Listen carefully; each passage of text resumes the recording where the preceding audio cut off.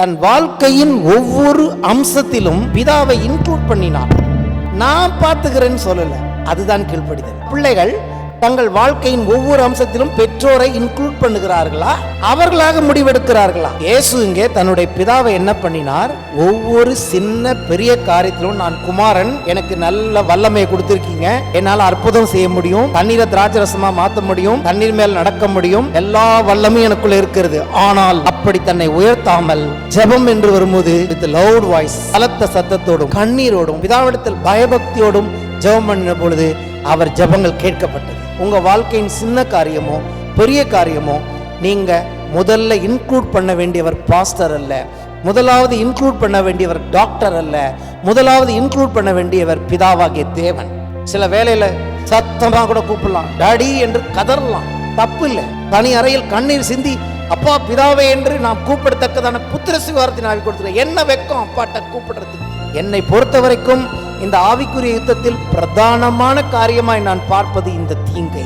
எந்த துக்கத்தோட நான் பிறந்தனோ அந்த துக்கம், அந்த தீங்கு என்னை துக்கப்படுத்தாதபடிக்கு அதற்கு என்னை விலக்கி காத்தருளும் என்று வேண்டிக் கொண்டான். அருமையான ஒரு ஜெபம். அவன் வேண்டிக் கொண்டதை தேவன் அருளினார். சிம்பிளா முடிச்சுட்டாங்க. என்னென்ன வேண்டிக் கொண்டானோ எல்லாத்தையும் தேவன் அவனுக்கு கொடுத்திருக்கிறார். என்ன? ஒன்னு, அவனை கர்த்தர் ஆசீர்வதித்திருக்கிறார். ரெண்டாவது, அவனுடைய எல்லையை கர்த்தர் பெரிதாக்கி இருக்கிறார். மூன்றாவது, ஆண்டவருடைய கரம் அவனோடு இருந்து, எந்த தாய் அவனுக்கு துக்கத்துக்காக ஒரு பேரிட்டு துக்கத்தோடு அவனை பெற்றேன் என்று சொன்னாலோ அந்த துக்கம் இவனுடைய வாழ்க்கை, அந்த தீங்கு இவனை துக்கப்படுத்தாதபடிக்கு, அந்த தீங்கிலிருந்து, அந்த தீங்கு அவனை காயப்படுத்தாதபடிக்கு கர்த்தர் அவனுக்கு விடுதலை கொடுத்தார்.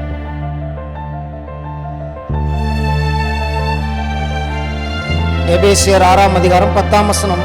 கடைசியாக, என் சகோதரரே, கர்த்தரிலும் அவருடைய சத்துவத்தின் வல்லமையிலும் பலப்படுங்கள். நீங்கள் பிசாசின் தந்திரங்களோடு எதிர்த்து நிற்க திராணியுள்ளவர்களாகும்படி தேவனுடைய சர்வாயுத வர்க்கத்தையும் தரித்துக் கொள்ளுங்கள். நான் வசனமா இப்போ பேச விரும்புகிறேன். ஏன்னா மொத்த வசனத்தையும் வாசிக்க நேரம் தான் ஆகும். முதல்ல இந்த 2 வசனத்தை நான் உங்களுக்கு சொல்ல விரும்புகிறேன். பலப்படுங்கள் என்று எழுதியிருக்கிறது. எந்த வல்லமையில் நீங்கள் பலப்படுங்கள் என்று சொல்லும் பொழுது நல்லா எழுதியிருக்கிறாரு, கர்த்தரிலும் அவருடைய சத்துவத்தின் வல்லமையிலும் பலப்படுங்கள். தேவனுடைய வல்லமை இங்கிலீஷ்ல வரும்போது be strong in the Lord and in the power of his might. mighty power. சாதாரணமான வல்லமை அல்ல, பயங்கரமான வல்லமை. இன்னும் சொல்ல போனா, அது ஏன் இந்த வல்லமையை நம்ம பயங்கரமான வல்லமைன்னு சொல்லணும்னா, அது தேவனுக்குரியது, மனுஷனுக்குரிய வல்லமை அல்ல. தேவன் எப்படி வல்லமையுள்ளவராக இருக்கிறார், எல்லாத்தையும் எப்படி சிருஷ்டித்திருக்கிறார் பாருங்க. எந்த வல்லமையை கொண்டு தேவன் சிருஷ்டித்தாரோ, எந்த வல்லமையை கொண்டு இயேசுவை தேவன் உயிரோடு எழுப்பினாரோ அந்த வல்லமையில் பலப்படும்படி தேவன் நம்மை அழைத்திருக்கிறார். அப்போ இன்னைக்கு முதல்ல இந்த யுத்தம்னு வரும்போது, பிசாசோட யுத்தம்னு வரும்போது பவுல் என்ன சொல்றாருன்னா, தேவன் எவ்வளவு வல்லமை உள்ளவர் என்பதை முதல்ல கற்றுக்கொள்ளுங்கள். அவருடைய நாமம் எல்ஷடா என்று எழுதியிருக்கிறது. ஆபிரகாமோடு இடைப்பட்ட போது அவர் தன்னை எல்ஷடா என்று சொன்னார்.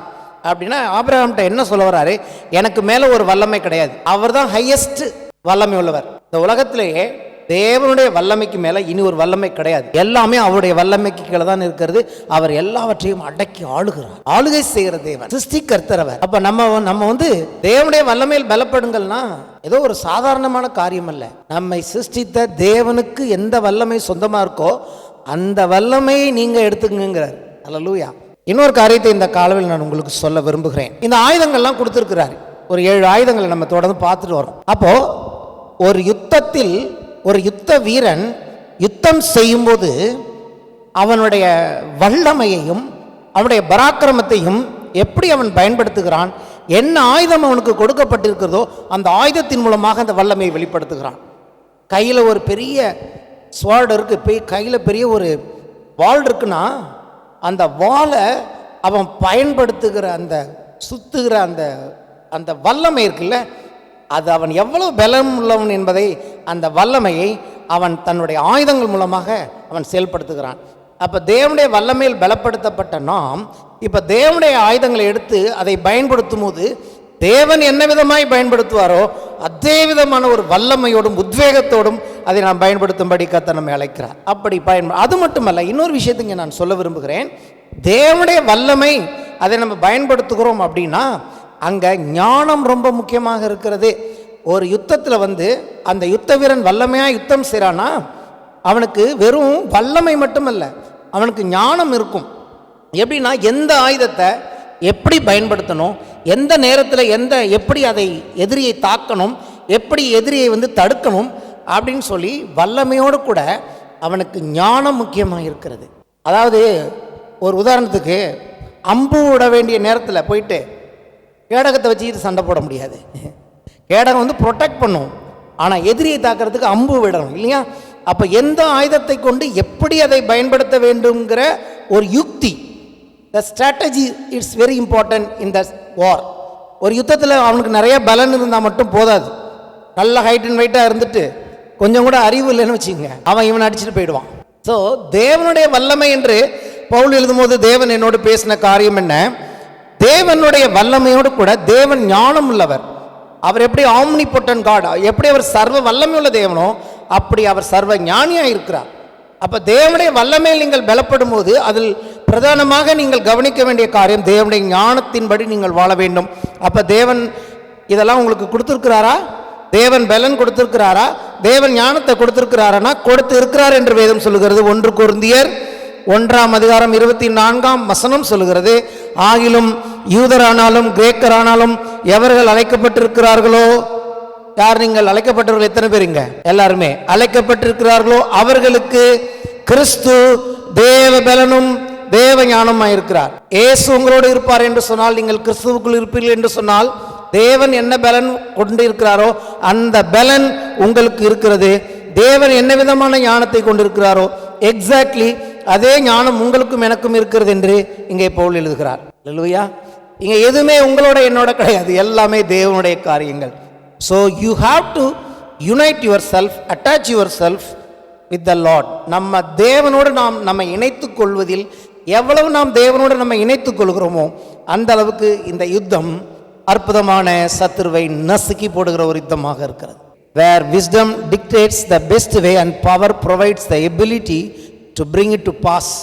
Wisdom controls power அப்படின்னு. அதாவது என்னன்னு கேட்டிங்கன்னா, உங்களுக்கு எவ்வளவு வல்லமை இருந்தாலும் அந்த வல்லமை எப்படி சிறந்த விதத்தில் பயன்படுத்தி நீங்கள் வெற்றி பெற வேண்டும் என்பதை ஞானம் உங்களுக்கு போதிக்கிறது. அதான் அதோட அர்த்தம். அதாவது உங்ககிட்ட நிறைய வல்லமை இருக்கு, பவர் இருக்கு, அந்த பவரை எந்த விதமாக பயன்படுத்தி நீங்கள் செய்ய வேண்டிய அந்த யுத்தத்தில் ஜெயம் பெற வேண்டும் என்பதை இந்த ஞானம் உங்களுக்கு போதிக்கிறது. அதே சமயத்தில் இந்த ஞானம் உங்களுடைய வல்லமையை கண்ட்ரோல் பண்ணுகிறது. எல்லா இடத்துலையும் எல்லா வல்லமையும் பயன்படுத்த வேண்டிய அவசியம் இல்லை. கொசு அடித்து நசுக்கிறதுக்கெல்லாம் துப்பாக்கி எடுக்கக்கூடாது. அல்லேலூயா.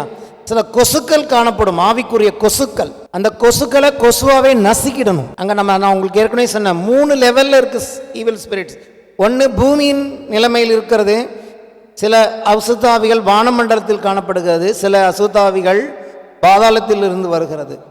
அப்போ எந்த விதமான அசுத்தாவிக்கு எந்த விதமான வல்லமையை நாம் பயன்படுத்த வேண்டும் என்கிற ஞானத்தை தேவன் கொடுப்பாராக. சில சாதாரணமானவைகள், சில மோசமானவைகள். இயேசு சொன்னார், இப்படிப்பட்டவைகள் ஜெபத்தினாலும் உபவாசத்தினாலும் அன்றி போகாதென்று நீங்கள் அறிந்து கொள்ளுங்கள். சிலதுக்கு சில ஆவிக்குரிய காரியங்களை நம்மளை ஸ்ட்ரென்தன் பண்ண வேண்டியதாக இருக்கிறது, விசுவாசத்தை கூட்டிக் கொள்ள வேண்டியதாக இருக்கிறது. அப்படியெல்லாம் இங்கே நமக்கு வேதம் போதிக்கிறது. சரிங்களா? கர்த்தருடைய சத்துவத்திலும் அவருடைய வல்லமையிலும் பலப்படுங்கள் என்று சொல்லும்போது நம்ம மறக்கக்கூடாது என்னன்னா, நம்ம தேவன் எவ்வளவு வல்லமை உள்ளவராக இருக்கிறார். தேவன் வல்லமை உள்ளவர் மட்டுமல்ல, தேவன் ஞானமுடைய தேவனாக இருக்கிறார். அப்போ ஒவ்வொரு நாளும் நாம் ஜெபத்தில் தேவனுடைய ஞானத்தை முதலாவது கேட்க கற்றுக்கொள்வோம். எப்போதுமே எனக்கு நல்லா ஃபுல்லாக ஞானம் இருக்குன்னு நம்ம சொல்லவே கூடாது. ஞானத்தை கேட்பது சிறந்தது. தேவன் அதை விரும்புகிறார். சாலமோன் ஞானத்தை கேட்டான். இங்கே யாக்கோபு எழுதுகிறார், ஒருவன் ஞானத்தில் குறைவுள்ளவனாக இருந்தால் தேவனிடத்தில் கேட்க கடவன். அப்போ தேவன் என்ன மாட்டாரான், கடிச்சிக்க மாட்டாரான். என்ன நீ ஞானம் கேட்குறேன்னு சொல்லவே மாட்டார். எவ்வளோ ஞானம் இருந்தாலும் திருப்பி போய் தேவன்கிட்ட கேட்கலாம். ஒவ்வொரு சூழ்நிலையிலும் தேவனுடைய ஞானத்தை நாம் கேட்கும்போது தேவன் அந்த ஞானத்தை கொண்டு இந்த பவர், இந்த வல்லமையை சரியான விதத்தில் பயன்படுத்த தேவன் ஞானத்தை நமக்கு கொடுப்பார். ஏன்னா தேவனே ஞானமான தேவன். தன்னுடைய ஞானத்தை கொண்டு தான் இந்த உலகத்தை சிருஷ்டித்தார். உலகத்தை சிருஷ்டித்தது தன்னுடைய வல்லமையினாலே. அதே சமயத்தில் வேதம் சொல்லுகிறது, ஞானத்தை அவர் ஆதியாக கொண்டிருந்தார். தேவன் ஞானத்தை கொண்டுதான் தன் வல்லமையினால் இந்த உலகத்தை சிருஷ்டித்திருக்கிறார். அப்போ தேவனுடைய பிள்ளைகளாகி நீங்களும் நானும் கூட ஞானத்தோடு கூட இந்த வல்லமையை தேவனுடைய ஆயுதங்களை பயன்படுத்த வேண்டும் என்று தேவன் விரும்புகிறார். 13ஆம் வசனத்துக்கு ஒரு வார்த்தை இருக்கிறது, அதை பற்றி இன்றைக்கி நான் பேச விரும்புகிறேன். அது தேவன் என்னோடு இடைப்பட்டார், அது ரொம்ப முக்கியமான ஒரு காரியம். 13ஆம் வசனத்தில் ஆகையால் தீங்கு நாளிலே சொல்லுவோமா, தீங்கு நாளிலே. இந்த தீங்கு நாள்னால் என்னன்னு நான் உங்களுக்கு சொல்ல விரும்புகிறேன். இது எல்லாருக்குமே உள்ள ஒரு நாள் என்று வேதம் சொல்லுகிறது. இல்லாட்டி இதை எப்படி பவுல் எழுத மாட்டார். எல்லாருக்கும் இந்த நாள் உண்டு, அதை குறித்து பேச விரும்புகிறேன். அதுக்கப்புறம் கடைசியாக எந்த சமயத்திலும் சகலவிதமான வேண்டுதலோடும் விண்ணப்பத்தோடும் ஆவியினாலே ஜபம் பண்ணி அதன் பொருட்டு மிகுந்த மன உறுதி. அப்போ எதை கொடுக்கறது? ஜபம் மிகுந்த ஒரு மன உறுதியை உங்களுக்கு கொடுக்கிறது. மன உறுதியோடும் சகல பரிசுத்தவான்களுக்காகவும் பண்ணும் வேண்டுதலோடும் விழித்து கொண்டிருங்கள். இதோடைய நோக்கம் என்ன? இந்த யுத்தத்தோட நோக்கம் நாம் விழித்து கொண்டிருக்க வேண்டும், மன உறுதியோடு இருக்க வேண்டும், சோர்ந்து போயிருக்கக்கூடாது. எப்போ நீங்கள் மன உறுதியோடு இருக்கிறீங்களோ அதற்கு அடையாளம் என்ன? நீங்கள் மன உறுதியோடு இருக்குங்கிறதுக்கு அடையாளம் என்ன தெரியுமா? மற்றவர்களுக்காக ஜெபிக்க ஆரம்பிப்பீர்கள். உங்களுக்கே மன உறுதி இல்லைன்னா நீங்கள் உங்களுக்கே ஜெபம் பண்ண மாட்டீங்க. ஆனால் மன உறுதி வந்துடுச்சுன்னா தேசங்களுக்காகவே ஜெபிக்க ஆரம்பிச்சிருவீங்க. ஏன்னா அங்கே அப்படி தான் இருக்குது. அந்த மன உறுதி இருக்கக்கூடாது, நீங்கள் உறுதியற்றவர்களாக இருக்கணும் அப்படின்னு தான் பிசாசு இந்த யுத்தத்தை செய்து கொண்டு இருக்கிறான். அது மட்டுமல்ல, விழித்து கொண்டிருங்கள். நம்ம ஏற்கனவே இதை பார்த்துட்டோம். பேதுரு எழுதுகிறார், 1 பேதுரு 5:8-11 நம்ம வாசிச்சிருக்கோம். தெளிந்த புத்தியுள்ளாக இருங்கள், விழித்திருங்கள். அதே தான் இந்த இடத்துல அட்டென்ஷனாக இருங்க, கொஞ்சம் ஜாக்கிரதையாக, அப்படி ஏதோ அசதியாக இருந்துடாதீங்க. ஏன்னா உங்கள் எதிராளியாக பிசாசானவன், அவரும் அங்கே பிசாசை பற்றி தான் எழுதுகிறார். யார்? பேதுரு. அப்போஸ்தலன் பேதுருவா தான் எழுதுகிறாரு, இங்கே பவுலும் எழுதுகிறார். உங்கள் எதிராளியாக பிசாசானவன் கர்ஜிக்கிற சிங்கம் போல எவனை விழுங்கலாமோ என்று வகை தேடி சுற்றி திரிகின்றான். விசுவாசத்தில் உறுதியாயிருந்து அவனுக்கு எதிர்த்து நில்லுங்கள். அவனுக்கு எதிர்த்து நிற்கணும். ஏன்னா எல்லா உலகத்தில் இருக்க உங்கள் எல்லா சகோதரருக்கும் இது நடக்குதுன்னு சொல்கிறாரு. உங்களுக்கு மட்டும் இல்லை, உலகத்தில் இருக்க உங்கள் சகோதர சகோதரிகள் கிறிஸ்துவுக்களான எல்லாருக்கும் இது பொதுவானதாக இருக்கிறபடினாலே நீங்கள் விசுவாசத்தில் உறுதியாயிருங்கள், விழித்திருங்கள் என்று சொல்லி எங்கள் பேதுரு எழுதுகிறதை பார்க்கிறோம். இப்போ நான் தீங்கு நாளை பற்றி பேச விரும்புகிறேன். முதலாவது தீங்கு நாள். தீங்கு நாள் என்று சொல்வது ஒரு நாளாக இருக்கலாம், அல்லது அது ஒரு வாரமாக இருக்கலாம், ஒரு மாதமாக இருக்கலாம், ஒரு வருஷமாக இருக்கலாம், அல்லது குறிப்பிட்ட 20-30 வருஷங்களாகவும் இருக்கலாம். கவனிக்கும்படி தீங்கு நாள், இங்கே ஒரு நாள் சொல்லப்பட்டிருக்கிறது. வேதத்தில் எப்போதும் ஒரு நாள் என்று சொல்லும்போது அது வெறும் ஒரு நாளை குறிக்கிறதாக இருக்காது. கர்த்தருக்கே பார்த்தீங்கன்னா ஒரு நாள் 1000 வருஷம் போல இருக்கிற, 1000 வருஷம் ஒரு நாள் போல இருக்கிறது என்று எழுதியிருக்கிறது. இந்த தீங்கு நாள் என்று சொல்லப்படுகிற இந்த தீங்கு நாள் ஒருவேளை திடீரென்று ஏற்படுகிற நம்ம வாழ்க்கையில் ஒரு நாளாக இருக்கலாம். ஒரு சிலருக்கு அந்த நாளுடைய நீட்டிப்பு, அந்த கால நீட்டிப்பு எவ்வளவு காலங்கள் வேண்டுமானாலும் இருக்கலாம். இந்த தீங்கு என்ன செய்யும்? இந்த தீங்கு உங்களுக்கு வரும்போது அது உங்களை கனவீனப்படுத்தும். உங்க பொசிஷனை உங்களை மறக்க பண்ணி கர்த்தருக்கு நான் பிரயோஜனம் இல்லாதவன் என்று உங்களை நம்ப பண்ணுகிற ஒரு காரியத்தை உங்கள் வாழ்க்கையில் கொடுத்துவிடும். இதுதான் அதோடைய எய்ம். வேதத்திலிருந்து நான் உங்களுக்கு காண்பிக்கிறேன். 1 நாளாகமம் 4ஆம் அதிகாரம் 9 முதல் 10 வசனங்கள். 2 வசனம் தான் அந்த ஜெபம். யாபேஸ் தன் சகோதரரை பார்க்கிலும் கனம் பெற்றவனாயிருந்தான். கனம் பெற்றவன், ஹானரபிள் பர்சன். அவன் தாய் நான் துக்கத்தோட அவனை பெற்றேன் என்று அவனுக்கு சொல்லி, இந்த தீங்கு என்ன செய்யும்? ஒரு துக்கத்தை கொடுக்கும். துக்கத்தோடு அவனை பெற்றேன் என்று சொல்லி அவனுக்கு யாபேஸ் என்று பெயரிட்டாள். அவங்க அம்மா என்ன துக்கத்தை அனுபவிச்சான்னு நமக்கு பைபிள்ல எழுதல. இங்க நான் என்ன சொல்ல வருகிறேன், ஒரு தாய் அவளுடைய வாழ்க்கையில நிறைய தீங்குகளை, தீமைகளை அனுபவித்து இருப்பாள் என்று சொன்னால், அவள் சுமக்கிற பிள்ளையிடத்தில் அந்த தீங்கு அவனுக்கு அது கடத்தப்படுகிறது. அந்த துக்கம் அந்த பிள்ளைக்கு அது டிரான்ஸ்ஃபர் பண்ணப்படுகிறது. அப்படி டிரான்ஸ்ஃபர் பண்ணப்பட்டால் அந்த பிள்ளை எவ்வளவு கனம் பெற்றவனாய் இருந்தாலும் அவனுக்குள்ளே ஒரு துக்கம், ஒரு தீங்கு அவனை துக்கப்படுத்துகிறதாக இருக்கு, ஹர்ட் பண்ணுகிறது, அவனை குத்துகிறது, அவனை வேதனைக்குள்ளாக வைக்கிறது. உலகத்தில் பார்க்கும்போது அவன் கனம் பெற்றவனாக காணப்படுவான். ஆனாலும் ஒரு துக்கம் அவனையும் அறியாமல் அந்த துக்கம் அவனை அழுத்தும் போது அவன் என்ன பண்ண முடியாதுன்னு பிசாசுக்கு தெரியும். அவன் தொடர்ந்து அதற்கு மேலே அவனுடைய எல்லைகள் விஸ்தாரமாகாது. நான் சொல்லுகிறேன், தேவனுடைய காரியத்தில் நீங்கள் நிற்கும் போது, இந்த தீங்குக்கு நீங்கள் இடம் கொடுக்கும் போது, நீங்கள் தேவனுக்கென்று செய்ய வேண்டிய காரியங்களை, எல்லைகளை விஸ்தாரப்படுத்த முடியாதபடிக்கு இந்த தீங்கு என்ன செய்யும்? நீங்கள் நினைக்கிற அளவுக்கு இல்லை, இது உங்களை முடக்கி ஒரு இடத்தில் வைத்து விடும். ஃபர்தர் ப்ராக்ரஸ்க்குள்ளே போக முடியாதபடிக்கு இந்த தீங்கு உங்களை வைத்து விடும். இங்கே அவன் ஜெபிக்கிறான் பாருங்கள். யாபேஸ் இஸ்ரேலின் தேவனை நோக்கி, தேவரீ என்னை ஆசீர்வதித்து என் எல்லையை பெரிதாக்கி உமது கரம் என்னோடு இருந்து, எல்லாதும் கரெக்ட் தான். அதே சமயம் தீங்கு என்னை துக்கப்படுத்தாதபடிக்கு you would keep me from evil so that it does not hurt me. அது என்னை ஹர்ட் பண்ணாத அளவுக்கு. எத்தனை பேர் ஹர்ட் ஆகிறோம், வேதனை அடைகிறோம். ஒரு காரியம் நம்ம வேதனைப்படுத்துகிறது இல்ல. இந்த இடத்துல வேதனை இவனுக்கு எப்படி உண்டாயிருக்கிறது? அவங்க அம்மா சொல்றா, நான் துக்கத்தோட தான் இவனை பெற்றேன்னு சொல்றா. இவன் ஜெபம் பண்றான், எந்த துக்கத்தோட நான் பிறந்தனோ அந்த துக்கம், அந்த தீங்கு என்னை துக்கப்படுத்தாதபடிக்கு அதற்கு என்னை விலக்கி காத்தருளும் என்று வேண்டிக் கொண்டான். அருமையான ஒரு ஜெபம். அவன் வேண்டிக் கொண்டதை தேவன் அருளினார். சிம்பிளா முடிச்சுட்டாங்க. என்னென்ன வேண்டிக்கொண்டானோ எல்லாத்தையும் தேவனப்ப அவனுக்கு கொடுத்துருக்கிறார். என்ன? ஒன்று, அவனை கர்த்தர் ஆசீர்வதித்திருக்கிறார். ரெண்டாவது, அவனுடைய எல்லையை கர்த்தர் பெரிதாக்கி இருக்கிறார். மூன்றாவது, ஆண்டவருடைய கரம் அவனோடு இருந்து, எந்த தாய் அவனுக்கு துக்கத்துக்காக ஒரு பேரிட்டு துக்கத்தோடு அவனை பெற்றேன் என்று சொன்னாலோ அந்த துக்கம் இவனுடைய வாழ்க்கை, அந்த தீங்கு இவனை துக்கப்படுத்தாதபடிக்கு, அந்த தீங்கிலிருந்து, அந்த தீங்கு அவனை காயப்படுத்தாதபடிக்கு கர்த்தர் அவனுக்கு விடுதலை கொடுத்தார். அப்போ ஆசீர்வாதம் எவ்வளவு முக்கியமோ, எல்லைகள் விரிவாக்கம் எவ்வளவு முக்கியமோ, அதில் விட ஒரு முக்கியமானது இந்த தீங்கு உங்கள் இருதயத்தையும் கவ்வி பிடித்து வாழ்க்கையை நாசமாக்காதபடிக்கு நாம் காத்துக்கொள்ள. ஏன்னா பிசாசு ஏன் நம்முடைய மனதை தாக்குகிறான்? ஒரு தீமையை கொண்டு வந்து நம்முடைய வாழ்க்கையை துக்கப்படுத்தும் போது நாம் துக்கத்தில் அமிழ்ந்து போய்விட்டால், கர்த்தருக்கென்று எல்லைகளை விரிவாக்கி கர்த்தருக்கென்று ஊழியங்களில் பெரிய காரியங்களை செய்து உங்கள் குடும்பங்களில் நீங்கள் போக வேண்டிய தூரத்திற்கு கனம் பெற்றவர்களாய் மாறின அங்கேயே நின்று விடுவீர்கள். ஒருவேளை ஓரளவு கனத்தை கர்த்தர் உங்களுக்கு கொடுத்தாலும் அந்த கனத்துக்கு மேலே கனத்திற்கு மேல் கனமடைந்து எல்லைகள் விரிதா. கர்த்தருடைய சித்தம் என்னன்னா, இப்பொழுது இருப்பதை பார்க்கலாம் 1000 மடங்கு பெருகும்படி உன்னை ஆசீர்வதிப்பேன். எல்லைகளை விரிவாக்குவது என்பது வேதாகமத்தின் ஒரு மாறாத சத்தியம். எல்லைகள் விரிவாகவில்லை, நீங்கள் ஒரு குறுகிய எல்லைக்குள்ளே இருக்கிறீர்கள் என்று சொன்னால் நீங்கள் புரிந்துக்க வேண்டிய காரியம், இந்த இடத்தில் உங்களை ஏதோ ஒரு தீங்கு அழுத்தி கொண்டே இருக்கிறது. அது பிறப்பில் ஒருவேளை உண்டாயிருக்கும் என்று சொன்னால், அல்லது வாழ்க்கையில் ஏதோ ஒரு சந்தர்ப்பத்தில் அந்த தீங்கு உங்களை துக்கப்படுத்தியிருக்கும் என்று சொன்னால், அதை நீங்கள் டீல் பண்ணலன்னா அது தொடர்ந்து உங்களை துக்கப்படுத்தி கொண்டே இருக்கும். ஏசு இருந்த நாட்களில் ஏசு ஏன் ஜெபம் பண்ணினார் தெரியும். தீயவன் ஒருவன் இருந்தான், அவருக்கு அவ்வளவு சோதனைகள், அவ்வளவு பாடுகள். அவர் ஜெபம் பண்ணுகிறார். ஏன் ஜெபம் பண்ணுகிறார்? அவர் தேவனுடைய சித்தத்தை நிறைவேற்றி போனா. உங்களை போலதான் என்ன போலதான் அவர் மாம்சத்தில் இருந்தார். அவருக்கு எவ்வளவு துக்கங்கள் அவரை அமிழ்த்தி இருக்கும். இயேசுக்கு தெரியும், தான் மாம்சத்தில் இருந்த நாட்களில் இந்த துக்கத்தில் நான் அமிழ்ந்து போய்விட்டால் சிலுவைக்கு போக முடியாது. சிலுவையே ஒரு பெரிய துக்கம். ஆகவே இயேசு கண்ணீரோடும் பலத்த சத்தத்தோடும் விண்ணப்பம் பண்ணினார். அதெல்லாம் நான் பேச போகிறேன். அப்போ ஏன் இயேசு தேவகுமாரனா இருந்தும் அவர் அப்படி ஜெபம் பண்ணார் தெரியுமா? இந்த தீங்குக்கு இடம் கொடுத்து விட்டால், மனுஷிகத்தில் இருக்கிற நம்ம மாம்சத்தில் உண்டாகிற இந்த துக்கத்திற்கு நாம் இடம் கொடுத்து விட்டால் அது எல்லைகளை விரிவாக்க விடாது. தேவ சித்தத்தை நம்முடைய வாழ்க்கையில் செய்ய விட முடியாது. என்னை பொறுத்த வரைக்கும் இந்த ஆவிக்குரிய யுத்தத்தில் பிரதானமான காரியமாய் நான் பார்ப்பது இந்த தீங்கை.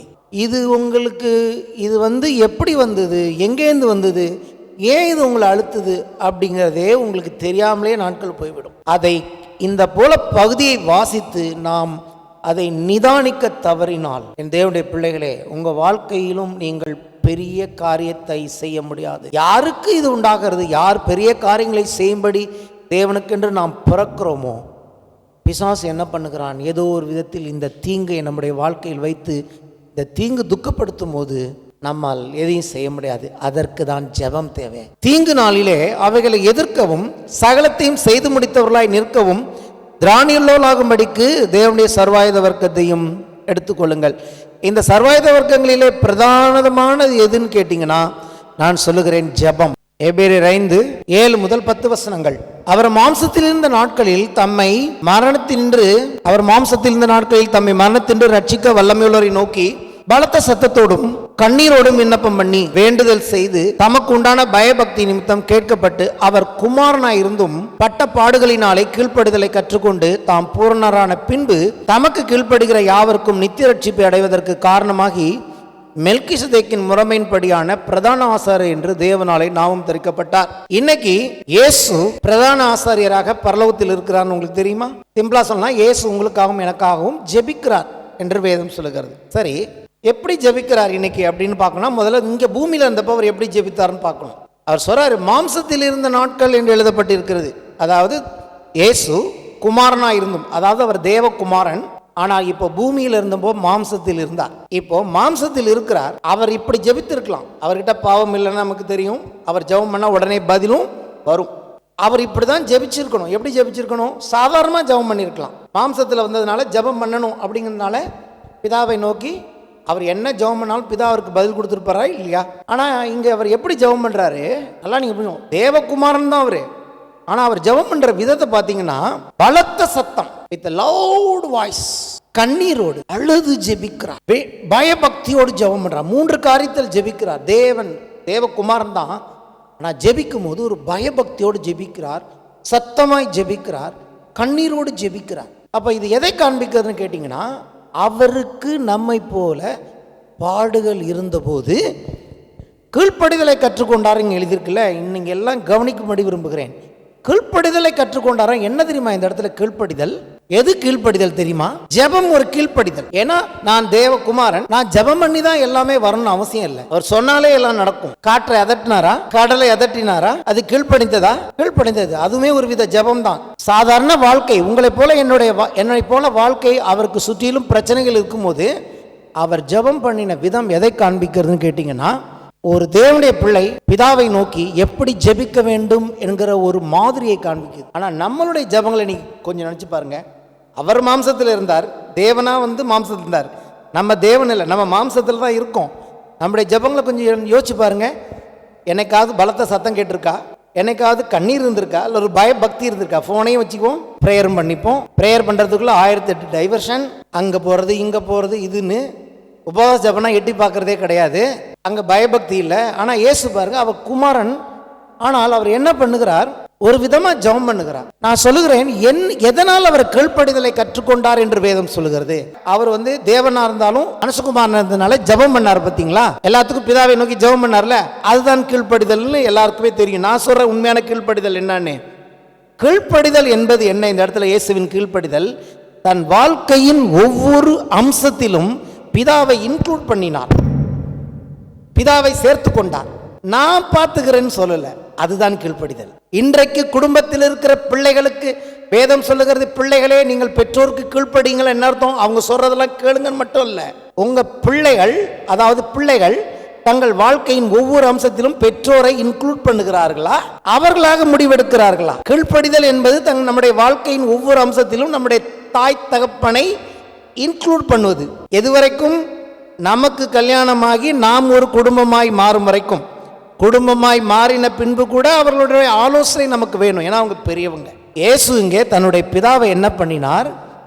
ஒவ்வொரு சின்ன பெரிய காரியத்திலும், நான் குமாரன், எனக்கு நல்ல வல்லமையை கொடுத்துருக்கீங்க, என்னால் அற்புதம் செய்ய முடியும், தண்ணீரை திராட்சரசமாக மாற்ற முடியும், தண்ணீர் மேல் நடக்க முடியும், எல்லா வல்லமையும் எனக்குள்ள இருக்கிறது. ஆனால் அப்படி தன்னை உயர்த்தாமல் ஜெபம் என்று வரும்போது வித் லவுட் வாய்ஸ், பலத்த சத்தத்தோடும் கண்ணீரோடும் பிதாவிடத்தில் பயபக்தியோடும் ஜெபம் பண்ணின பொழுது அவர் ஜெபங்கள் கேட்கப்பட்டது. ஏன் கேட்கப்பட்டதுன்னா, நிறைய பேருங்க அவர் பரிசுத்தமாக இருந்தார் அதனால் கேட்கப்படவில்லை. அவர் பிதாவை தன்னுடைய வாழ்க்கையின் ஒவ்வொரு அம்சத்திலும் தன்னை உயர்த்தாமல் அவரை இன்க்ளூட் பண்ணினாரே, அதுதான் கீழ்ப்படிதல். அந்த கீழ்ப்படிதலை இந்த ஜெபத்தில் நான் சொல்லுகிறேன். உங்கள் வாழ்க்கையின் சின்ன காரியமோ பெரிய காரியமோ நீங்கள் முதல்ல இன்க்ளூட் பண்ண வேண்டியவர் பாஸ்டர் அல்ல, முதலாவது இன்க்ளூட் பண்ண வேண்டியவர் டாக்டர் அல்ல, முதலாவது இன்க்ளூட் பண்ண வேண்டியவர் பிதாவாகிய தேவன். பிள்ளைங்களுக்கு உடம்பு சொல்லலாம், உடனே டாக்டர் தான் முதல்ல போடணும். ஒரு கிறிஸ்தவ பிள்ளை, ஒரு தேவனுடைய பிள்ளை, முதலாவது தங்கள் வாழ்க்கையில் ஒரு போராட்டம் வரும்போது அழைக்க வேண்டிய நபர் தேவன். சில வேளையில் சத்தமாக கூட கூப்பிடலாம், டாடி என்று கதறலாம், தப்பு இல்லை. தனி அறையில் கண்ணீர் சிந்தி அப்பா பிதாவே என்று நாம் கூப்பிடத்தக்கதான புத்திர சிவாரத்தின் ஆவி கொடுத்துருக்க. என்ன வெக்கம் அப்பாட்ட கூப்பிடுறதுக்கு? உங்கள் சத்தம் பரலோகத்துக்கு கேட்க வேண்டாமா? அன்னி ஜெபத்தில் அப்பா என்று அவரை நோக்கி கதற வேண்டாமா? அவர் அப்படியே ஓடி வருகிற தகப்பனாக. அப்படிப்பட்ட ஜெபங்களுக்கு நான் சொல்லுகிறேன், பதில் உண்டு. மத்தேயு 16ஆம் அதிகாரத்தில் பேதுரும் அவரும் பேசும்போது வீட்டில் வாசிச்சிங்க. மத்தேயு 16 அவர் கேட்கிறார். அவர் இப்படி தான் ஆரம்பிக்கிறாரே டயலாக்கே, மனுஷகுமாரனாகிய என்னை, மனுஷகுமாரனாகிய என்னை ஜனங்கள் யார் என்று சொல்லுகிறார்கள்? பேதுரு சொல்கிறார், சிலர் உண்மை யோவான் ஸ்நானகம் மறுபடியும் வந்துட்டான், இல்லை எரேமியா இருக்கலாம், இவர் எலியாவாக இருக்கலாம், இல்லை தீர்க்கதரிசியில் ஒருவராக இருக்கலாம், இப்படின்னு பல்வேறு விதமாய் சொல்லுகிறார்கள். ரிப்போர்ட்ஸ் இப்படி சொல்லுது. சரி, மற்றவங்களாம் ரிப்போர்ட் பண்ணுறாங்க, நீங்கள் என்னை பற்றி என்ன சொல்கிறீங்க அப்படின்னா உடனடியாக பேதுரு சொல்கிறார், நீ ஜீவனில் தேவனுடைய குமாரனாகி கிறிஸ்து. அவர் சொல்றார், நான் மனுஷகுமாரன். பேதுரு சொல்றார், இல்லை நீ மனுஷகுமாரன் மட்டுமல்ல, நீ தேவகுமாரன். அவர் 2 குமாரன். மனுஷகுமாரனாய் பூமிக்கு வந்தார். பிதா அவரை எப்படி பேதுருக்கு வெளிப்படுத்தினார்? பேதுரு ஒரு ரத்தம் மாம்சம் இதை உனக்கு சொல்லலை, பிதா உனக்கு வெளிப்படுத்தினார், நான் தேவகுமாரன். இதை இப்போதைக்கு யார்ட்டையும் சொல்லிடாத, ஏன்னா நான் சிலுவைக்கு போய் ஒரு நாள் தேவகுமாரனாய் உயர்த்தப்படும் போது மெல்கிசேதேக்கின் முறைமையின்படியான ஆசாரியராக தேவன் என்னை உயர்த்தும் போது அதை அறிந்து கொள்வார்கள். நான் சொல்லுகிறேன், அன்னைக்கு மாம்சத்தில் இருந்த நாட்களில் பலத்த சத்தத்தோடும் கண்ணீரோடும் பயபக்தியோடும் ஜபம் செய்திருப்பார் என்று சொன்னால், இன்றைக்கு உயிர்த்தெழுந்த பிறகு தேவகுமாரனாய் பரலோகத்தில் இருக்கும்போது அவர் லெத்தார்ஜிக்காக ஜெபம் பண்ணுவார். நீங்கள் நினைக்கிறீங்களா? உங்களுக்காக எனக்காகவும் எப்படி ஜெபம் பண்ணுவார் நினைக்கிறீங்க? நான் சொல்லுகிறேன், என் ஆண்டவர் இன்றைக்கும் கூட பலத்த சத்தத்தோடும் கண்ணீரோடும் விண்ணப்பத்தோடும் ஜெபம் பண்ணும்படி ஒரு மாம்ச சரீரத்தில் தான் போயிருக்கிறார். அவர் மாம்சத்தில் இருந்த நாட்களில் அப்படி ஜெபம் பண்ணினார். ஆனால் நம்ம மாம்சத்தில் இருக்கிறோம், அவரை போல மாம்சத்தில் இருக்கிற நாம் என்னைக்காவது கொஞ்சம் ஜெபிக்கிறோமா? லெத்தார்ஜிக்கல் லைஃப், ரொம்ப அசாதாரணமான ஜபங்கள். அங்கே எழுதியிருக்கிறது 2 விதமான ஜபத்தை பற்றி இயேசு ஜெபித்தது. அவர் வேண்டுதல்களையும் விண்ணப்பங்களோடும் என்று ஜெபம் பண்ணினார். 2 விதமான ஜபங்கள் இருக்குது. ஒன்று கொஞ்சம் நேரம் எடுத்து ஜெபிக்கிற ஜபம், நேரம் எடுத்து கர்த்தரை துதித்து ஜெபிக்கிற ஜபங்கள் உண்டு. சில ஜபங்கள் உடனடியாக ஜெபிக்க வேண்டிய ஜபங்கள், இமீடியட் ரிக்வயர்ட். ஒரு பிள்ளைக்கு உடம்பு சொல்ல அங்கே உட்காந்துட்டு எப்போ எப்படி ஜெபம் பண்ணுற ஞானம் வேணும். ஒரு பிள்ளைக்கு ஆபத்து இல்லை, நம்ம ஏதோ ஒரு நாள் இமீடியட் உடனடியாக ஜெபிக்க வேண்டிய ஜபங்கள், அதுதான் விண்ணப்பங்கள். ப்ரேயர் அண்ட் சப்ளிகேஷன் வரும். சப்ளிகேஷன் என்பது உடனடியாக ஜபிக்க வேண்டியது, ஃபோன் வந்தோடனே உடனடியாக ஜபிக்க வேண்டியது. அல்லது நமக்கு சில காரியங்கள் உணர்த்தப்படுதுன்னா உடனடியாக அதுக்கு ஜபிக்க வேண்டிய ஜபங்கள் உண்டு. சில ஜபங்கள் நேரம் எடுத்து 2 மணி நேரம் 3 மணி நேரம் உபவாசம் இருந்து பொறுமையாய் தேவனோடு நேரம் செலவழித்து ஜபிக்கிற ஜபங்கள் உண்டு. இயேசு 2 விதமான ஜபங்களையும் ஜபித்தார் என்று வேதம் சொல்லுகிறது. சில காரியங்கள் உடனடியாக ஜெபம் பண்ணணும், சில காரியங்கள் நிதானமாக நம்ம ஜெபம் பண்ணலாம், சில காரியங்களை கேட்டு எழுதி வச்சுக்கிட்டு அப்புறம் கூட நம்ம ஜெபிக்கலாம். நிறைய காரியங்கள் இருக்கிறது ஜெபத்தில். ஹல்லேலூயா. வேண்டுதல்கள் விண்ணப்பங்கள் என்று எழுதப்பட்டிருக்கிறது. அப்போ இயேசு ஜெபித்த விதம் ஒரு சீரியஸ்னஸை காண்பிக்கிறது. அது மட்டுமல்ல, அவர் சத்தமாய் ஜெபித்தாராம். நான் சொல்லுகிறேன், இயேசுவின் ஒவ்வொரு சத்தமுமே ஒரு ஜெபம்தான், இயேசுவின் ஒவ்வொரு கண்ணீருமே ஒரு ஜெபம்தான். நான் சொல்லுகிறேன், வார்த்தையே வேணாம், இயேசு அவர் கொடுத்த சத்தத்திற்கு தேவன் பதில் கொடுத்திருக்கிறார். நான் காண்பிக்கிறேன். நான் சொல்லுகிறேன், நீதிமானாய் நீங்கள் இருப்பீர்கள் என்றால் உங்கள் சத்தமே ஜெபமாய் மாறும். நீதிமானாய் நீங்கள் இருப்பீர்கள் என்றால் உங்கள் கண்ணீரே ஜெபமாய் மாறும். லாசரு மரித்து விட்டான். அங்க என்ன நடக்கிறது? லாசரு மரித்து கல்லறையில் வச்சு 3 நாள் ஆயிடுச்சு. 4th டே தான் ஜீசஸ் வரார். 4th டே இயேசு வருகிறார். அப்போ அவனுடைய சகோதரி சொல்றாங்க, இப்போ நாரும் கல்லை எடுக்க சொல்றாரு, இப்போ கல்லை எடுத்தா நாருமே ஆண்டவரே என்று சொல்லுகிறாள். அப்பொழுது இயேசு சொல்லுகிறார், நீ விசுவாசித்தால் தேவனுடைய மகிமையை காண்பாயின்னு சொல்லிட்டு அந்த இடத்துல இயேசு என்ன சொல்றார் பாருங்க. கல்லை எடுத்தோன்னே இயேசு தம்முடைய கண்களை ஏறெடுத்து, பிதாவே நீர் எனக்கு செவி கொடுத்தபடியினால் உம்மை ஸ்தோத்தரிக்கிறேன். எப்போ செவி என்னத்தை எடுத்துட்டு சொல்றாரு? கல்லை எடுத்தாங்க. இவர் சொன்னாரு கல்லை எடுங்கன்னு. இவர் கல்லை எடுங்கன்னு சொன்னா அவங்க கல்லை எடுத்தாங்க. அதுதான் அந்த செயல் நடந்தது. ஆனா இவர் சொல்றாரு, பிதாவே நீர் எனக்கு செவி கொடுத்தபடினால் உம்மை ஸ்தோத்தரிக்கிறேன். அப்படின்னா என்ன அர்த்தம்? உயிரோட இன்னும் எழுப்பல, அந்த எழுப்ப போறவருடைய செயல் தான் கல்லை எடுத்தது. இவர் கல்லை எடுத்ததுக்கே பிதா அங்க செவி கொடுத்துட்டார். நீங்களும் நானும் ஒரு காரியம் இன்னும் செய்ய போறதுக்கு முதல் ஸ்டெப் எடுத்து வச்சோடனே பிதா அங்க நமக்கு ரெடி ஆயிடுறார். இப்படி இருக்கணும் ஜெபத்துக்கு பதில். நான் தான் சொன்னேன், இயேசுவின் ஒவ்வொரு செய்கையும் ஜெபம். அடுத்து என்ன நடக்குது பாருங்க. ஆனாலும் நீர் என்னை அனுப்பினதை சூழ்ந்து நிற்கும் ஜனங்கள் விசுவாசிக்கும்படி அவர்கள் நிமித்தம் இதை சொன்னேன். இதை கூட எதுக்கு சொல்றாருன்னா, சுத்தியில இருக்கவங்க நம்பணும், விசுவாசிங்க அப்படிங்கிறதுக்காக சொல்றாரு. சொல்லிட்டு அடுத்து சொல்றாரு, இப்ப ஜெபம் பண்ணி இருக்கணும், பிதாவே லாசருவே வெளியே, அப்படிலாம் சொல்ல, லாசருவே வெளியே வா என்று உரத்த சத்தமாய் கூப்பிட்டார். எப்படி சொன்னார்? உரத்த சத்தம். அவர் பலத்த சத்தத்தோடும் கண்ணீரோடும் விண்ணப்பம் பண்ணியார் இருக்குல்ல. நான் சொல்றேன், இது ஒரு விண்ணப்பம். ஆனால் இது பிதாவை நோக்கி விண்ணப்பம் செய்யவில்லை. லாசருவே வெளியே வா என்று சொல்லுகிறார். நான் சொல்லுகிறேன், இந்த சத்தமே அவர் ஜெபம். இந்த சத்தம் கேட்டவுடன் எல்லாம் முன்னாடி சொல்றாருல, பிதா கனெக்ட் பண்ணாரா இல்லையா? டைரக்டா போயிட்டு லாசருவே வெளியே வான்னு சொல்லல, கல்லை எடுத்தோடனே சொல்றாரு, பிதாவே நீர் இப்பொழுது எனக்கு செவி கொடுத்திருக்கிறீர் என்பதை அறிந்திருக்கிறேன். சோ எது இயேசுவின் கீழ்ப்படிதல்? தன் வாழ்க்கையில் செய்த ஒவ்வொரு அற்புதங்களிலும் ஒவ்வொரு ஜெபத்திலும் அவர் பிதாவை இன்க்ளூட் பண்ணினார். ஒரு இடத்தில் கூட தன்னை குமாரன் என்று உயர்த்தவில்லை. பிதாவை எல்லாவற்றிலும் அவர் இன்க்ளூட் பண்ணினதே நான் கீழ்ப்படிதல் என்று சொல்வேன். நான் சொல்லுகிறேன், நீங்களும் நானும் நம்முடைய பிதாவாகிய தேவனை நம்முடைய வாழ்க்கையில் இன்க்ளூட் பண்ணுவோம் என்று சொன்னால், நம்முடைய சத்தம், நம்முடைய கண்ணீர், நம்முடைய செயல்களே ஜெபமாய் மாறி அங்கே அற்புதத்தை பார்க்க ஆரம்பிப்போம். அதுதான் ஜெபத்தின் மேன்மை. பிதாவை இன்க்ளூட் பண்ணாத வாழ்க்கை, அதுக்கு கீழ்ப்படிதலுக்கும் அதுக்கும் சம்பந்தம் இல்லை. தான் பெற்ற தாயின் தகப்பனையும் இன்க்ளூட் பண்ணாத பிள்ளைகள், அவர்களுடைய பேர் கீழ்ப்படியாமையின் பிள்ளைகள். கீழ்ப்படியாமையின் பிள்ளைனா அப்பா அம்மா சொல்றதை கேட்காத பிள்ளைங்க மட்டும் இல்ல, தன்னுடைய தகப்பனையும் தாயும் ஏதாவது ஒரு காரியத்தில் அவர்கள் எக்ஸ்க்ளூட் பண்ணி, அவர்களை நிராகரித்து, அவர்களை புறக்கணித்து எதை தெரிந்து கொண்டாலும் அது கீழ்ப்படியாமையே. அதற்கான பலனை என்னானாலும் நாம் அனுபவித்து தான் ஆக வேண்டும். You have to eat the fruit. அதுக்கு நீங்க தப்பவே முடியாது. நிச்சயமாகவே நான் சொல்லுகிறேன், ஏசு அதை ஒரு நாளும் செய்யவில்லை. தீங்கு என்று ஒன்று இருக்கிறது, அது ஒரு ஆவி. தொடர்ந்து நாம் கனமடையக்கூடாதபடிக்கு, தொடர்ந்து நம்ம வாழ்க்கையில முன்னேறாதபடிக்கு அதை நாம் அங்கே வைக்க விரும்புது. அப்படி அந்த தீங்குக்குள்ள நீங்க இருந்தீங்கன்னா அது என்ன பண்ணும்? அந்த டிப்ரெஷனுக்குள்ள இருந்தீங்கன்னா அது உங்களை தேவனண்டையில் நடத்துவதற்கு பதிலாக தவறான பாதையில், தவறான மனிதர்களிடத்தில் உங்களை நடத்திவிடும். இந்த தீங்கிலிருந்து எளிமையாக வெளியே வருவதற்கு கர்த்தர் இன்னொரு வழி வச்சிருக்கிறார். உங்களை ரொம்ப நாளாக அழுத்துது, உங்களால் அதுலேருந்து உங்களால் அதை ஓவர் கம் பண்ண முடியல, ஜெபம் பண்ணிட்டு இருக்கீங்க அப்படின்னா அதில் இன்னும் கொஞ்சம் எளிமையான வழி என்னங்கிறத இங்கே எழுதியிருக்கிறது. சார், யாக்கோபு 5:16 நீங்கள் சொஸ்தமடையும் படிக்கு உங்கள் குற்றங்களை ஒருவருக்கொருவர் அறிக்கையிட்டு ஒருவருக்காக ஒருவர் ஜெபம் பண்ணுங்கள். நீதிமான் செய்யும் ஊக்கமான வேண்டுதல் மிகவும் பலனுள்ளதாக இருக்கிறது.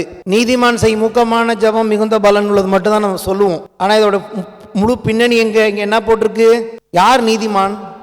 யார் தெரியுமா நீதிமான்?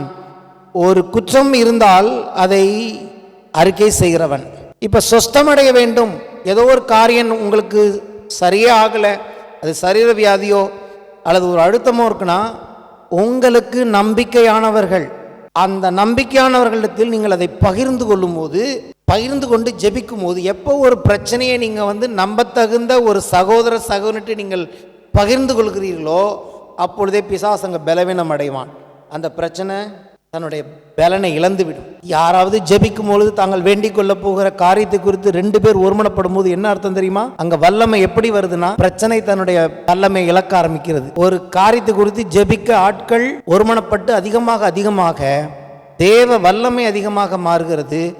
அங்கே பிரச்சனை தன்னுடைய பலனை இழக்க ஆரம்பிக்கிறது. இங்க 2 பேர் மினிமம், ஒருவர் குற்றத்தை ஒருவர் அறிக்கை செய்யுங்கள். அது என்னை விட்டு நீங்கும்படி வேண்டிக் கொண்டாலும் நீங்குவதில்லை. என் மனதை அது மிகுந்த காயப்படுத்துகிற ஒன்றாக இருக்கிறது. இது தொடர்ந்து என் வாழ்க்கையில் நான் பார்த்துக்கிட்டே வரேன். நான் இந்த வசனத்தை வச்சு நான் உங்ககிட்ட சொல்றேன், உன்னுடைய தனி ஜெபத்தில் இதை குடும்ப ஜெபத்தில் ஜெபம் பண்ணக்கூடாது. என்ன செய்யறது? நெருக்கமானவர்களோ நம்பத்தகுந்தவர்களோ அவங்களுடைய தனி ஜெபத்தில் நான் சொன்னேன், அவன் தனி ஜெபத்தில் அதை ஜெபித்த போது நான் அந்த விடுதலை பெற்றுக்கொண்டேன். ஏன்? நான் ஒன்றும் பெரிதாக தப்பு பண்ணவே இல்லை, நான் எதுவும் செய்யறதில்லை. ஆனாலும் எங்கோ ஒரு வெற்றிடம், எங்கோ ஒரு மனதுக்குள்ள ஒரு அழுத்தம், எங்கோ ஒரு வேதனை, கிட்டத்தட்ட நரகத்துக்குள்ள போனா எப்படி இருக்குமோ அது போன்ற ஒரு மனவேதனை. இது எத்தனையோ வருஷங்களா நான் பார்த்துட்டு இருக்கேன். எனக்கு அதுக்கு விடையும் தெரியாது, அது என்ன காரணம். ஆனா நேத்திக்கு தேவன் பேசினார். யாபேசின் தாயின் வயிற்றில் தாவீது சொல்றானே, என் தாய் என்னை துர்குணத்தில் உருவானேன், என் தாய் என்னை பாவத்தில் கர்ப்பம் தரித்தாள்னு. சில தாய்மார்கள் பாவத்தில் மட்டுமல்ல துக்கத்தில் தங்கள் பிள்ளைகளை கர்ப்பம் தரிக்கிறார்கள். அதனால தான் சொல்றேன், நான் துக்கத்தோடு பெற்றேன்னு. ஒரு சில பிரச்சனைகள், நான் சொல்றது ஒரு உதாரணத்துக்காக சொல்றேன், துக்கம் மட்டும் இல்லை, ஒரு சில காரியங்கள் உங்களை விட்டு நீங்க ஜெபம் பண்ணா கூட போகலன்னா அது என்ன அர்த்தம் தெரியுமா? You received from your mother in the womb. அதை என்ன பண்ணணும்? நீங்கள் உங்கள் வாழ்க்கையிலே நம்பத்தகுந்த, நீங்க ஒன்று சொன்னீங்கன்னா அதை பாசிட்டிவா எடுத்துக்கிறவங்க, உங்களே என்ன ஆச்சு இவருக்கே இப்படி பிரச்சனையா அப்படின்னு நினைக்காதவர்கள். ஏசு ஜெபிக்க போனப்ப அவர் வியாகுலப்பட்டார். தேவகுமாரன் கூட 3 பேர் கூட்டு போனார், எனக்கு கொஞ்சம் சப்போர்ட் பண்ணுங்கன்னு. அவங்களும் தூங்கிட்டாங்க. அப்ப தேவன் என்ன செய்தார்? கர்த்தர் ஒரு தூதனை அனுப்பி இயேசுவை பலப்படுத்தினார். ஏன்னு கேட்டீங்கன்னா, அந்த இடத்துல இயேசு பலப்படுத்தப்படலைன்னா அவரால் சிலுவைக்கு போயிருக்க முடியாது. அவர் வியாகுலத்திலே அங்கே நின்றுப்பார். இப்ப நான் சொல்லுகிறேன், இயேசுவையே வியாகுலத்தில் ஒருவர் பலப்படுத்த வேண்டியதா இருந்தபடினாலே கண்ணீரோடும் பலத்த சத்தத்தோடும் அவர் விண்ணப்பம் பண்ணினார். நீங்களும் நானும் பலப்படுத்தப்பட்டு கர்த்தர் சித்தத்தை நிறைவேற்ற வேண்டும் என்று சொன்னால், எந்த இடத்தில் இந்த தீங்கு நம்மை துக்கப்படுத்தி ஹோல்ட் பண்ணுகிறதோ அதிலிருந்து நம்மை வெளிக்கொண்டு வர, நம்மை பலப்படுத்த நமக்கும் ஒருவர் தேவை. அது ஒன்று தேவ தூதனாயிருக்கலாம், அல்லது தூதன் போன்ற நண்பனாயிருக்கலாம், ஒரு சகோதரனாயிருக்கலாம், ஒரு சகோதரியா இருக்கலாம். இயேசு ஒரு நாள் நம்மை அவமானப்படுத்துகிறவர் அல்ல. இயேசுவை போன்ற சகோதர சகோதரிகள் இருப்பார்கள் என்று சொன்னால் அவர்களிடத்தில் நீங்கள் அதை பகிர்ந்து கொள்ளும் போது அந்த தீங்கிலிருந்து தேவன் உங்களை விடுதலை ஆக்குகிறார். அப்பொழுது அவர் சிலுவைக்கு போனது போல நீங்களும் உங்களுடைய இந்த ஊழியத்தை நல்லா செய்ய முடியும். உங்கள் எல்லைகள் விஸ்தாரமாகும், கர்த்தருடைய ஆசீர்வாதங்கள் வரும். நீங்கள் பெருக்கத்தையும் ஆசீர்வாதத்தையும் பெற்று கர்த்தருக்கென்று காரியங்களை செய்ய வேண்டும் என்று சொன்னால் ஏதாவது ஒரு தீங்கு, நான் சொன்னது போல எல்லாருக்கும் இப்படிதான் இருக்கும்னு சொல்ல, அது ஒரு நாளில் சம்பவிக்கலாம், அல்லது ஒரு மாதம் அது தொடரலாம், அல்லது பல வருடங்கள் உங்கள் வாழ்க்கையை தொடர்ந்து வரலாம். ஆனால் நிதானிக்க வேண்டியது என்னன்னா, கர்த்தர் எனக்கு கொடுத்தது சமாதானம், அன்பு, சந்தோஷம், சமாதானம், நீடிய பொறுமை, தயவு, நற்குணம், விசுவாசம், சாந்தம், இச்சையடக்கம்.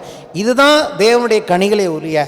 ஒரு துக்கமோ ஒரு தீங்கோ ஒரு மனவேதனையோ என்னை அழுத்துதுன்னா அது தேவனுக்கு சித்தம் இல்லை, அது தேவன்கிட்டேருந்து வரவும் இல்லை.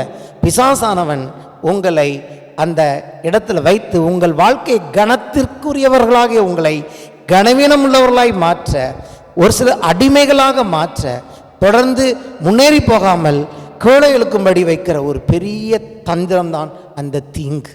அந்த தீங்கு துக்கப்படுத்தக்கூடாது என்று சொன்னால் நாம் பலத்த சத்தத்தோடும் கண்ணீரோடும் கூட தேவனிடத்தில் ஜெபிக்க வேண்டிய நாட்கள் உண்டு. ரட்சணியம் என்னும் தலைச்சீரா, ரட்சிப்பை கொடுத்தது நாமல்ல, தேவன். அப்ப ரட்சிப்புன்னு வரும்போது நம்ம என்னன்னு தெரிஞ்சுக்கணும், கிருபையினாலே விசுவாசத்தை கொண்டு தேவன் என்னை ரட்சித்து இருக்கிறார். ஸோ என்னுடைய ரட்சிப்பை நான் இழந்து போக மாட்டேன். இந்த ஹெல்மெட் எப்பவும் ஸ்ட்ராங்காக இருக்கணும். I will not loose my salvation. எந்த சூழ்நிலையிலும் என்னுடைய ரட்சிப்பை நான் இழக்க மாட்டேன். ஏன்னா இது தேவன் எனக்கு கிருபையாய் கொடுத்தது. தேவன் ஒன்று கொடுத்துட்டு ரிட்டர்ன் வாங்க மாட்டார். நீதி என்னும் மார்க்கவசம், அவருடைய நீதியை தேவன் எனக்கு கொடுத்திருக்கிறார். தேவனுடைய நீதி என்னுடைய நீதி அல்ல, எனக்கு கொடுக்கப்பட்டது யாருடைய நீதி?